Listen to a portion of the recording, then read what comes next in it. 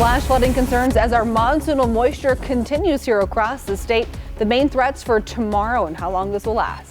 A sudden burst of wind like that's the nature of the beast sometimes. And this storm caused a crane to collapse in Salt Lake City when hundreds of customers will have their power restored. Plus, what this storm left behind in the town of Alta. Just weeks away from the start of a new school year, and 7 schools are on the chopping block in one Utah district. Nobody wants to see that their school is on the list. Tonight, parents push back. It was fueled by lies. Former President Donald Trump is indicted in connection with the 2020 election and what happened after he lost. And new life for a nearly defunct retail brand, all thanks to a well-known Utah company. Live from Utah's news leader, Fox 13 News at 9 starts right now. The rain was coming down during a flash of monsoon storms. This is in Layton earlier this afternoon. Here is a look at what people up at Alta were contending with as well. A flash flood warning for southeastern Salt Lake County expired at about 7:15 this evening. The heavy rain flooded spots in Little Cottonwood Canyon and covered some of SR 210 in mud and debris. We have team coverage for you tonight. Fox 13 News reporter Jenna Bree is live in Salt Lake City, where Mother Nature played a role in a significant power outage. But let's start with Utah's Weather Authority meteorologist Allison Krogan. Hey, that's right. So we tracked more than 2 inches of rainfall up at Alta with this storm over the course of the last 12 hours, most of that falling within a short period of time, around 3:30 to 4:30 today. Silver Creek, Park City, 1.63 inches of rainfall. Fruitland, about an inch, a little less than that for Big Cottonwood Canyon. Dugway, nearly about 2/3 of an inch. And for Logan, we are looking at more than half of an inch of rain that has come down in just the last little while. Right now, we're seeing the bulk of our storm activity up towards the Bear Lake area. We've got some moderate to heavy rainfall, Logan Canyon up through Garden City and up towards Portage at the Idaho border. Out through Tooele County, we've got quite a few thunderstorms along I-80 from Grantsville all the way out towards Wendover. And then across northern Utah, we're seeing a break this evening for the Wasatch Back and Wasatch Mountains, where we had some very strong winds and heavy rainfall earlier today.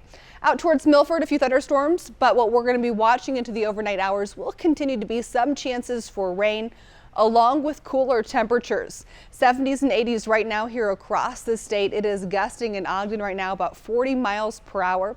What to expect through the evening and as we head into tomorrow with some more monsoon storms coming up.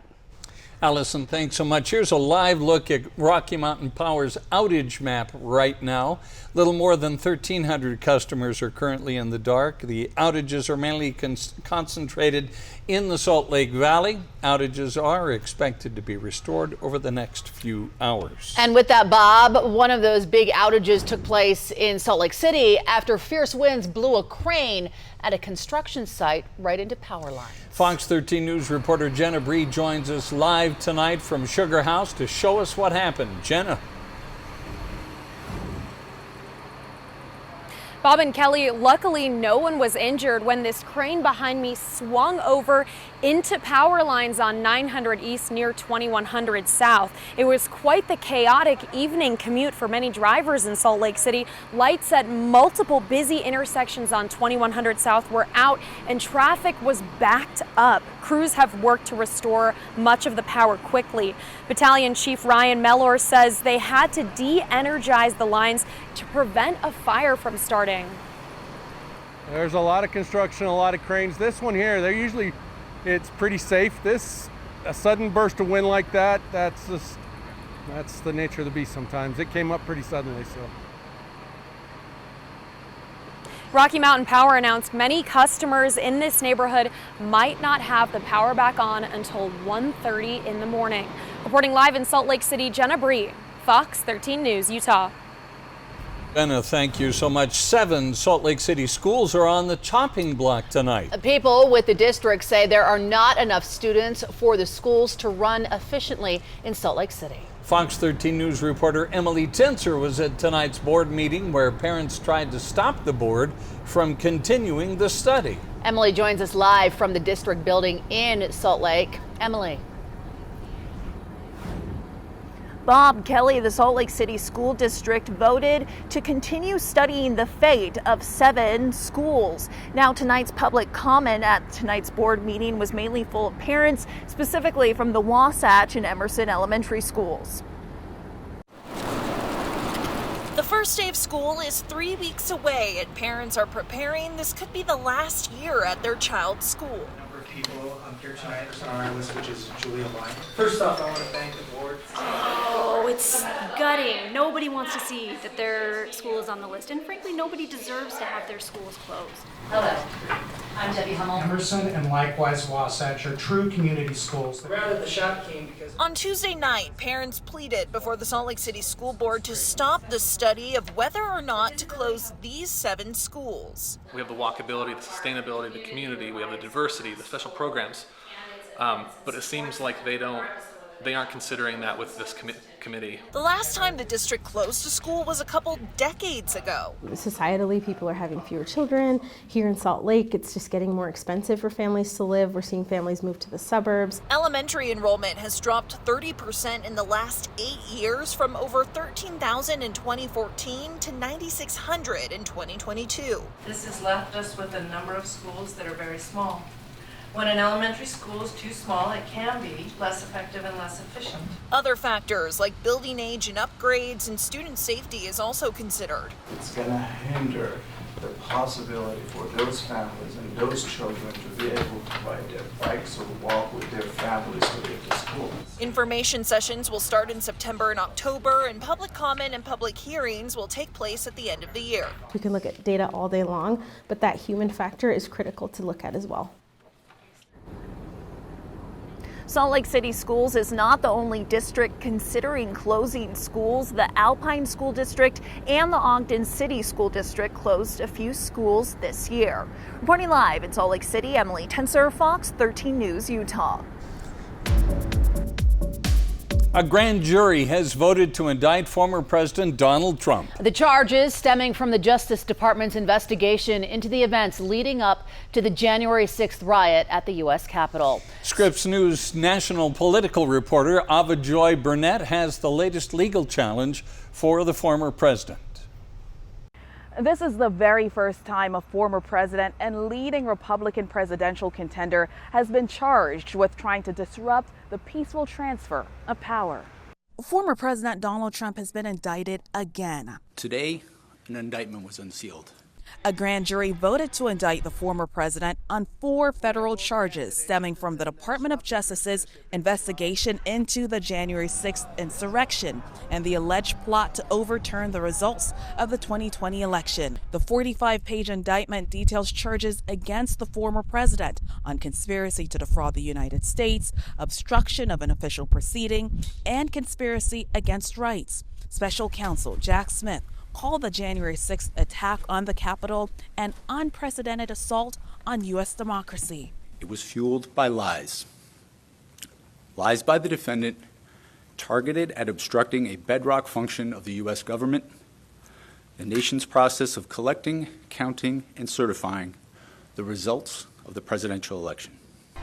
Smith said he would seek a speedy trial. The indictment comes as Trump is seeking re-election in 2024. In the meantime, I must emphasize that the indictment is only an allegation and that the defendant must be presumed innocent until proven guilty beyond a reasonable doubt in a court of law. The former president called the investigation a witch hunt, accused the Justice Department of prosecutorial misconduct, and a statement from the Trump campaign said the indictment is another attempt by the weaponized Department of Justice to interfere with the 2024 presidential election, in which President Trump is the undisputed frontrunner and leading by substantial margins. It's now the 3rd criminal indictment for the former president, who's also facing federal charges over his handling of classified documents and felony charges in New York State over alleged hush money payments to an adult film star. Trump pleaded not guilty in both cases. this case, as serious as the other cases are, and as significant as it is to have classified documents and misuse them, this case goes at the heart of our democracy, people's right to vote and the right to have their vote cast and be counted. Trump is scheduled to appear in court on Thursday. And more legal problems could be on the horizon for the former president, because we know a district attorney in Fulton County, Georgia, is investigating potential election interference after the 2020 general election. Ava Joy Burnett, Scripps News, Washington. A citizen ballot initiative seeks to put wine and spirits in grocery and convenience stores. I'll tell you what else it does. Multiple law enforcement agencies in the Salt Lake Valley are working on active shooter skills. We'll look at why they're doing it now. State and city leaders have submitted a plan to help those experiencing homelessness during the coming winter. We look at what officials would like to do differently this year. Fall camp is underway for BYU. We'll hear from the Cougars as they gear up for their first season in the Big 12.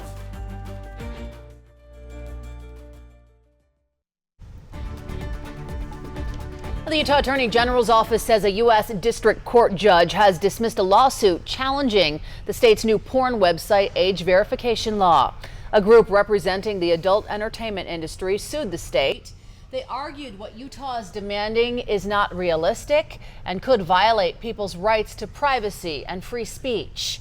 The state said it can't enforce violations of the new law, which aided the judge's decision today. The judge stated the federal court does not have jurisdiction to hear the case since the plaintiffs brought their lawsuit against defendants who are not charged with enforcing the law. Attorneys for the porn industry are planning to appeal.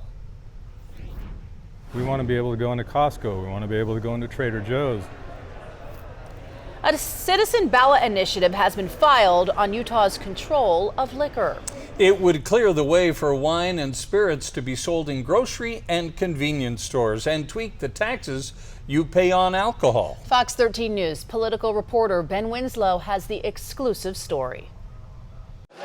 The Citizens Initiative to amend and modify Title 32B may sound dry, but it does a lot when it comes to Utah's rigid control of alcohol. It's not total privatization. Jeff Carter is the primary sponsor of the Citizen Ballot Initiative. He's a former wine industry rep and author of a book on Utah liquor policy. And I left my position a couple years ago because I just basically got fed up with dealing with what was then called the DABC. The initiative takes the legally mandated cost plus 88% markup on alcohol and reduces it to 30%, but still earmarks money for school lunches, public safety, and the state's general fund. It forces the state to sell its liquor stores, making Utah's Department of Alcoholic Beverage Services a wholesaler only. This would allow Costco or Trader Joe's to essentially get a package agency license and bring their products in.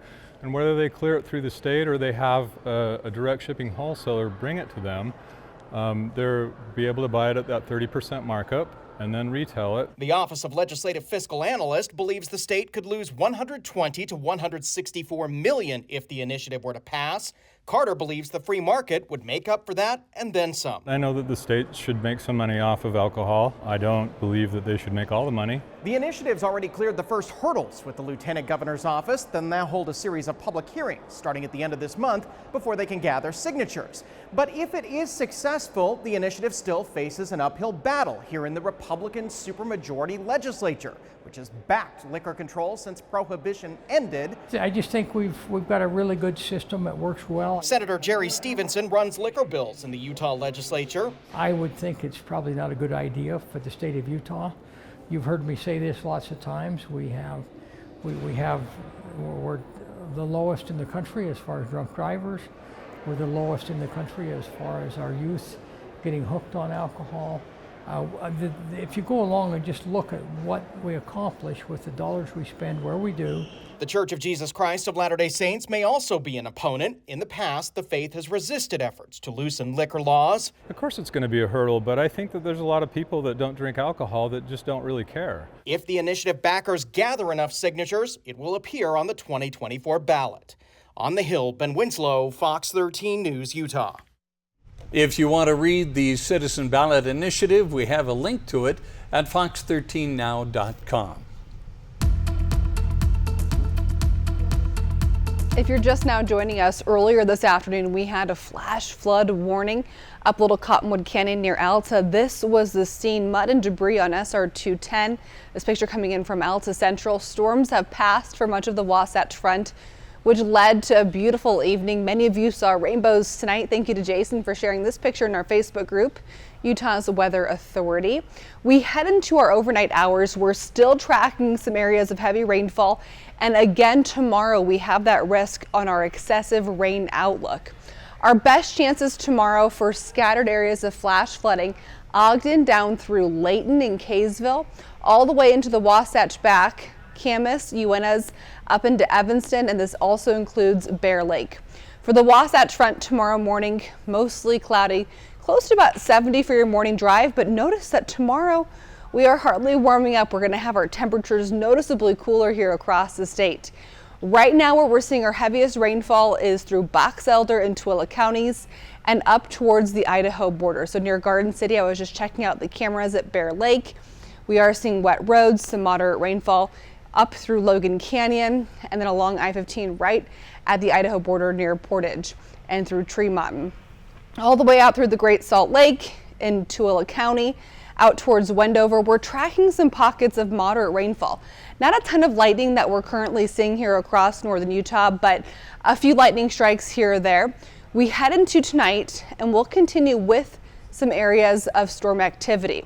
For Ogden, come about 2 a.m. to 3 a.m., you're back to scattered storm chances throughout the morning. For Salt Lake City, we're the red line, we're isolated through about 3 a.m., then widely scattered overnight, and throughout the day tomorrow we start to peak. And for Provo, your peak will be tomorrow about 3:30 p.m. with numerous storms.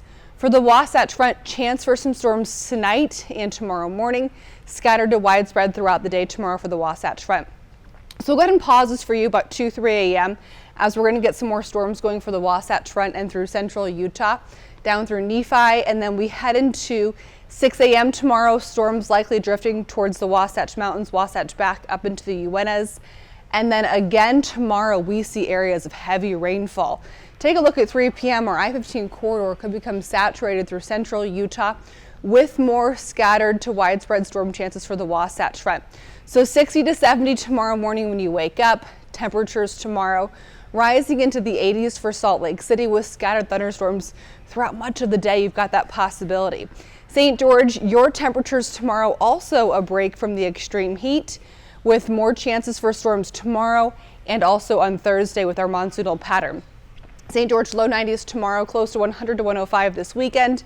And for the Wasatch Front, we are 85 to 90 through our 7-day forecast. More on that coming up. We'll be right back.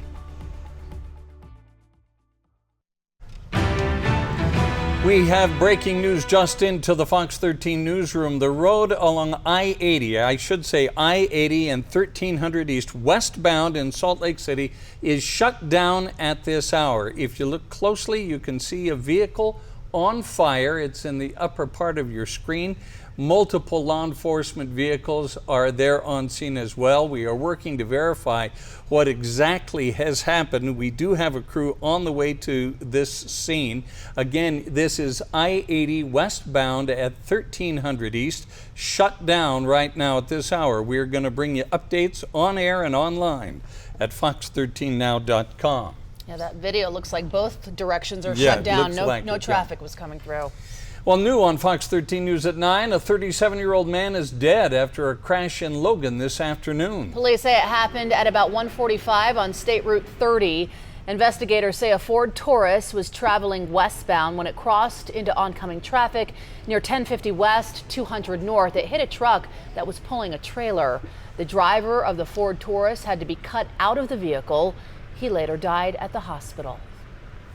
We do not know why he left the roadway or why he drove left of center. The Logan City Police Department as well as Fire Department wanted to express our condolences to the family that's lost a loved one. It's always hard for this to go through. The victim's identity has not yet been released because his family still needs to be notified. The driver of the truck was not injured. New tonight, the man who shot and killed a driver on a Utah highway 4 years ago has been sentenced to 15 years to life in prison for murder. That shooting killed Dennis Gwyther, a 50-year-old flight attendant who worked for SkyWest Airlines. Gwyther was well known among the local LGBTQ+ community. His killer, Jonathan Yana, shot at him on I-84 between Tremonton and Snowville for no apparent reason. Yana was caught in Burley, Idaho after a 2-day manhunt. The sentence doesn't bring these victims back and the pain that's been caused as a result of these crimes. But this is what is allowed by law and in accordance with the agreement. And that's what I find. Yana has spent most of his time since his arrest in the Utah State Hospital in Provo. The judge said Yana's time served in state hospital and jails can be credited toward his sentence. A Manti woman has learned her fate after she called in a bomb threat to a hospital in Nephi. A judge has sentenced 50-year-old Bobby Jo Sorensen to serve up to 5 years in state prison if she does not successfully complete 36 months of probation.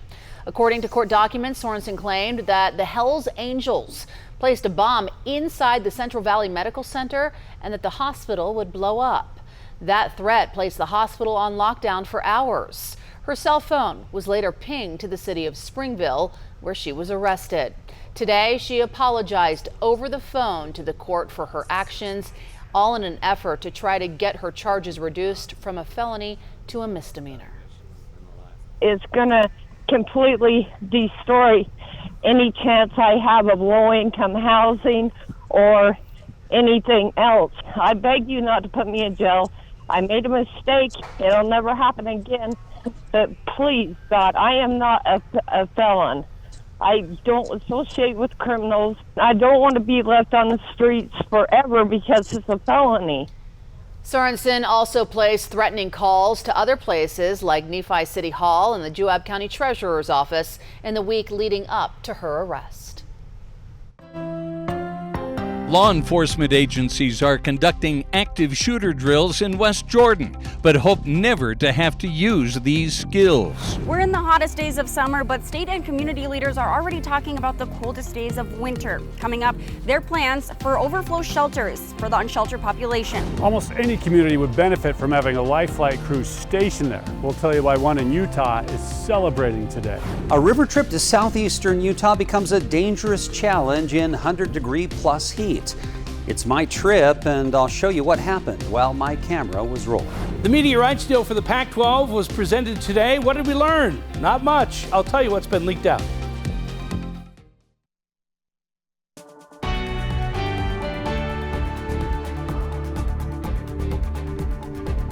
Thanks for watching tonight, everyone. In one of the first large-scale training operations since the pandemic, law enforcement agencies around Salt Lake County took part today in an active shooter and critical incident drill. Fox 13 News reporter Maithili Gubi went to West Jordan for that drill. She shows us tonight why they're doing it now.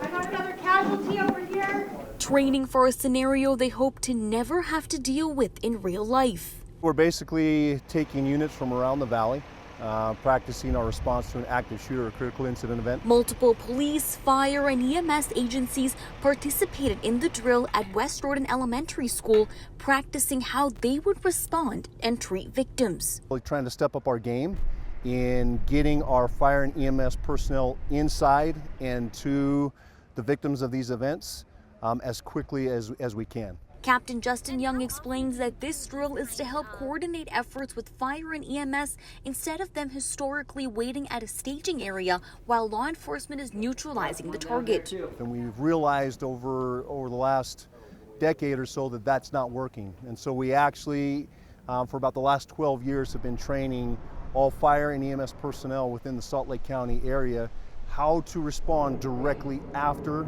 that threat has been taken care of, or in some instances when the threat is still active. That training is key if these agencies find themselves facing down danger in just about any setting. The techniques that are practiced here at a school translate into a mall or a large office building, and the practices that we employ even translate into an open air environments. Captain Young tells me that this is one of the first large-scale drills with multiple agencies since the pandemic. So this is kind of the restart of trying to get large groups together, all of our responders together, and really kind of hash out that response plan on how we can get in and take care of the victims. The goal is to have these skills, but never need to use them. Out here training, we're out here working and doing what we can, always in an effort to be ready for them, because that's our job, that's what we do. You may have noticed that we didn't show you much of what happened inside the building, and that's to make sure that the techniques used by the first responders remain protected. In West Jordan, I am Maithili Gubbi, Fox 13 News, Utah. Well, right now, Draper police need your help finding a missing at-risk adult. This is 27-year-old Ty Harrison. He was last seen in the Suncrest area early this morning. Police say he has light brown hair, blue eyes, he's 6'1". He's also autistic. He is mostly nonverbal, but usually answers yes or no questions. He does have a receding hairline and is possibly wearing an orange shirt. If you see him or know where he is, please call police. The number is 801-840-4000. Well, it may be the peak of summer, but community leaders are already looking at what the coldest days of winter will be like for people experiencing homelessness. Fox 13 News reporter Lucy Nelson sat in on meetings and news conferences today and found there are a few details available at this point. Liberty Park, Fairmont Park, all of our parks are worse than they have ever been. Justin Brown grew up in Salt Lake City and says, as a father, it's scary living near Liberty Park because of the people experiencing homelessness who are there. I was just playing basketball with my son, and we saw a bunch of folks who were apparently living at the park, and they were super frustrated and fighting with each other, and there were beer cans all over the park, and it's just become this constant issue of homeless encampments. He sat in on a meeting Tuesday hosted by Councilman Darren Mono, a panel of state and community leaders sitting before the community shortly after a press conference where leaders such as Salt Lake City Mayor Erin Mendenhall said they submitted a plan to the state for overflow shelters this winter. The fact that we are standing here at the beginning of August with a plan that has now been submitted to the state of Utah is evidence of that partnership, of what collaboration can look like. While they wouldn't release many details to the press, saying it needed to be reviewed by the state first, Mayor Mendenhall did say they are hoping to have around 600 overflow beds approved and full-time shelters. Last year, the plan was only from 7 p.m. until about 7 in the morning.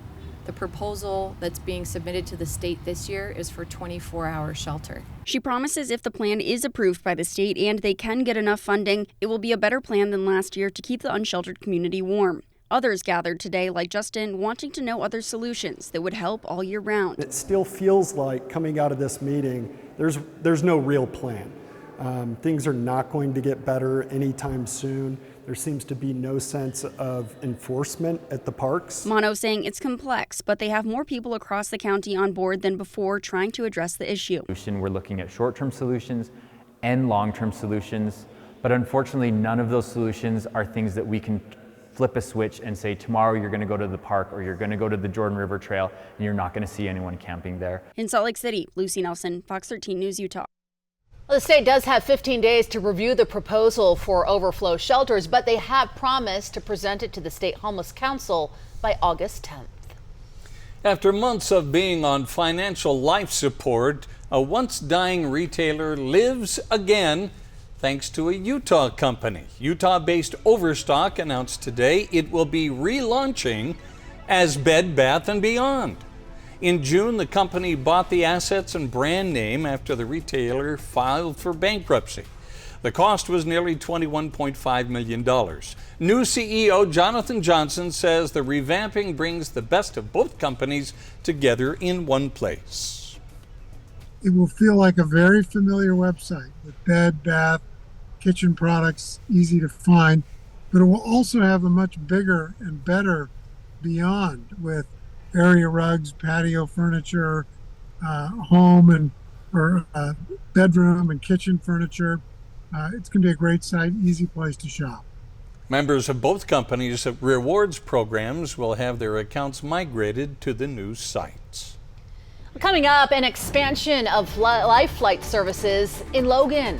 The reason behind the new base and medical helicopter in northern Utah. And later, Fox 13 News anchor Max Roth will show us how he did not take the heat seriously enough on a trip in southeastern Utah and what he learned from it.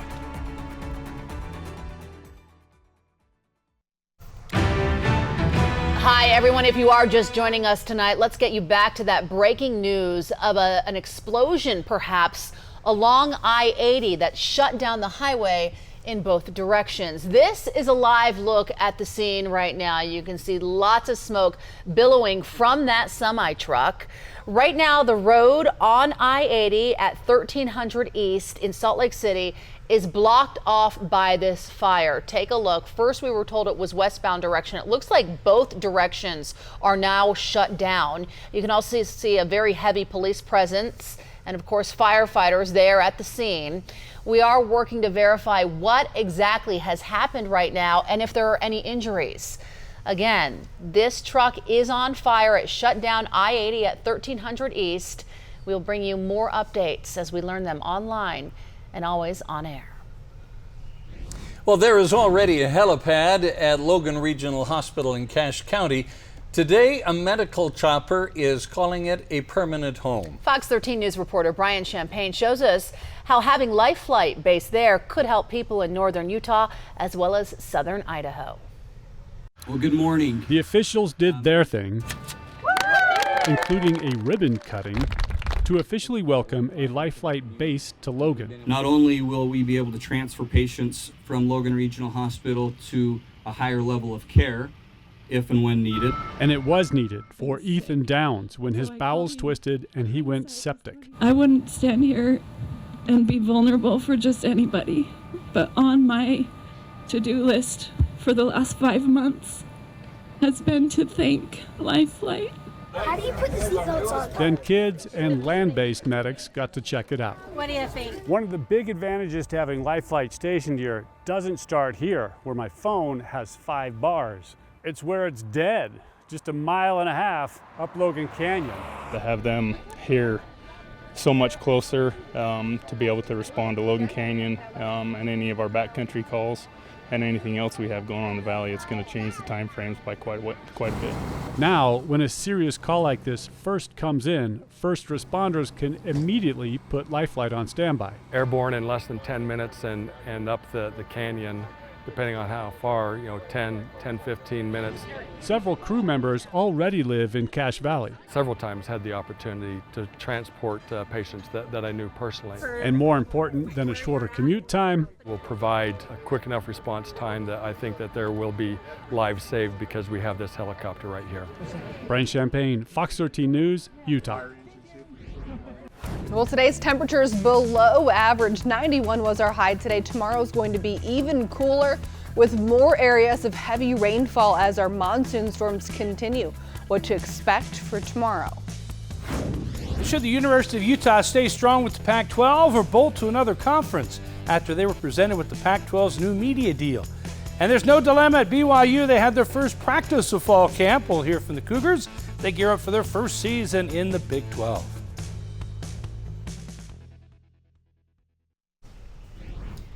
Fox 13 News anchor Max Roth has done a lot of stories digging into the data about Utah's weather. But today, the data comes with a little more personal insight. Max just got back from a quick canoe trip to southeastern Utah where heat turned out to be a common mishap in a more dangerous situation. I was alone on a gorgeous stretch of the San Juan River, a common 3-day, 2-night trip from Bluff to Mexican Hat. Temperatures were similar to Salt Lake City, right around 100 or a little above. Reaching the river around dinner time Thursday, just a couple miles on the water. Bye-bye, boat launch. Before making camp, from Bluff to Mexican Hat is 27 river miles, no towns in between. A beautiful sunrise and a quick swim before a day on the water. Morning wildlife sightings, herons, wild burros. Hey, I heard you last night. Bighorn sheep rivaled the canyon views.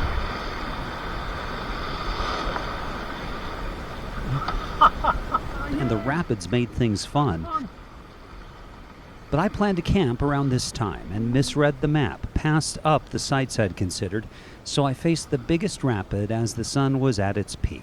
Biggest rapid on this trip, called 8-foot rapid because it's an 8-foot descent from where I'm standing to how low you are at the bottom of the rapid. Now, it's time to give this thing a try.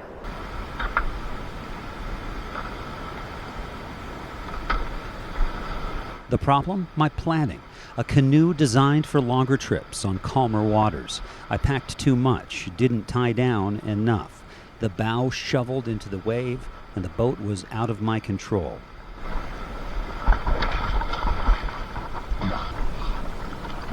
Take a look at all those supplies floating down the river. Securing the boat, running and swimming to my gear, the heat fuzzing my brain, draining my body.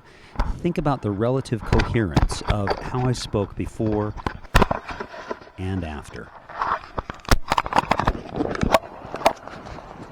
Okay, so I don't know how long that's been running, but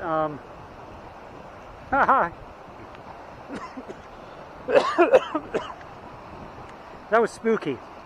I lost my phone and my Garmin satellite messenger, but this wonderful guy named Kay stopped to help me out, and I'm going to paddle out a day early so I can make sure my loved ones know I'm okay. Whew. Okay. 10 unplanned miles of paddling on that day into the wind did not help things. Some lessons. And even the next morning, Heat. I really wasn't myself. Heat is bearable until it's not. Paddling out, I was fighting muscle spasms from the dehydration. That lasted well into the night, but I would have been okay regardless, largely because of that man Kay Harris, who stopped to help out. He's from Cedar City. He saw I was struggling and shadowed me until it was clear that I'd be fine. He was a keen enough observer to see I might not have been fine if another thing or two had gone wrong. In studio, Max Roth, Fox 13 News, Utah. My goodness, what a story from Max. Thank you for sharing that and the importance of staying safe in the heat. And we head into the next couple of days and we have less heat to deal with, but we have flash flooding concerns because of monsoon storms here across the state. Right now it's gusting in Ogden 40 miles per hour, a little breezy into Brigham City and Wendover, about 15 to 30 miles per hour there, and also gusty down towards Milford. Now your main weather headlines: monsoon storms, flash flooding concerns, and yes, some cooler temperatures arriving here across the state. We still have a lot of storms going right now, though, mainly through Tooele and Box Elder counties, from about Saltair further west out into Wendover, out into the West Desert, and then up towards Portage at the Idaho border, and then some light rainfall still coming down towards Bear Lake after some more thunderstorm activity a few hours ago. We're drying out in central Utah, but we have the chance tonight for isolated to scattered storms to becoming even widespread throughout the day tomorrow. So chances tonight and into tomorrow continuing. By 7 o'clock in the morning, it looks like most of our storms will be Wasatch Back, northern Wasatch Mountains, up towards the Cache Valley. A little bit of rain possible when you wake up. And then throughout the day tomorrow, pockets again of heavy rainfall across the state, with temperatures tomorrow noticeably cooler, 70s and 80s. So for tomorrow, our flash flood potential, just like today, is probable. Probable means that some slot canyons, dry washes, and small streams are expected to experience flash flooding. On a day like tomorrow, where we've got that probable rating, I would highly recommend not getting into any slot canyons, normally dry washes, or near any recent burn scars, because these storms could produce some problems very quickly, and those problems could quickly spiral. As we look at Ogden's chance for storms tomorrow, widespread. Into Wednesday night, still widespread, same thing on Thursday, and then the storm chances really taper off this weekend. For Provo, your chance for storms tomorrow is widespread. Wednesday night, scattered. Thursday, scattered. And then for the St. George area, you'll continue tomorrow with scattered storms.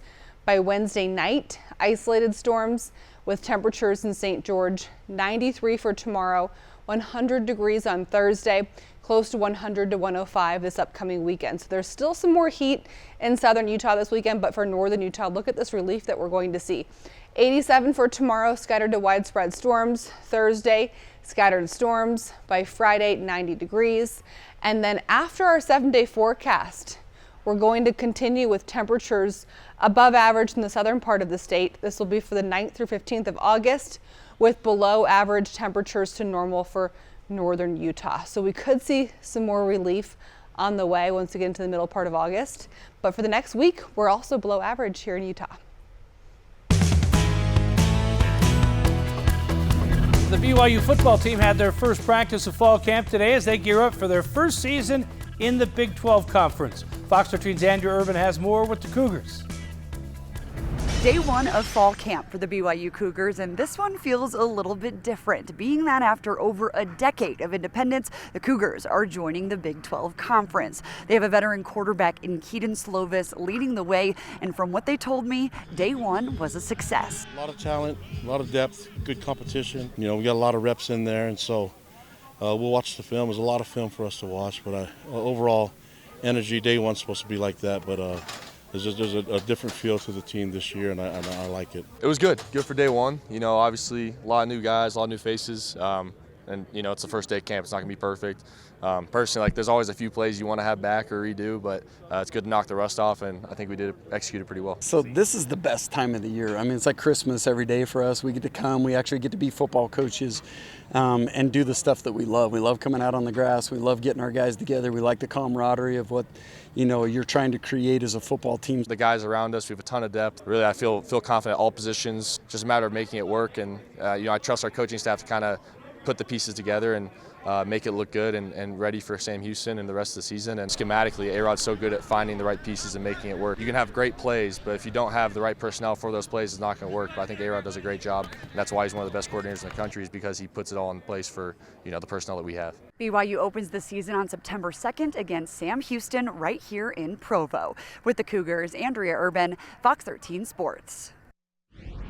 The Pac-12 finally presented their new media rights deal to the presidents and chancellors today. Several options were presented, and according to reports, includes a subscription-based Apple streaming deal worth $20 million a year to each school, far less than the $31 million teams in the Big 12 are receiving. No decision was made. They agreed to meet again. So what does this mean for Utah? Do the Utes stay strong with the Pac-12 or reach out to the Big 12? We'll find out soon. Real Salt Lake will host Club Leon this Thursday night at 8:30 in the knockout stage of the Leagues Cup. Leon is the reigning CONCACAF champions, so it'll be a tough match for RSL.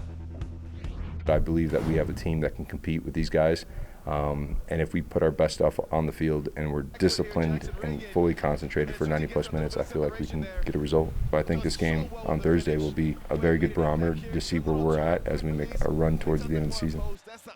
Yeah, it'll be fun to watch. We'll be right back. Thanks for being part of Fox 13 News at 9. QuickCast is next.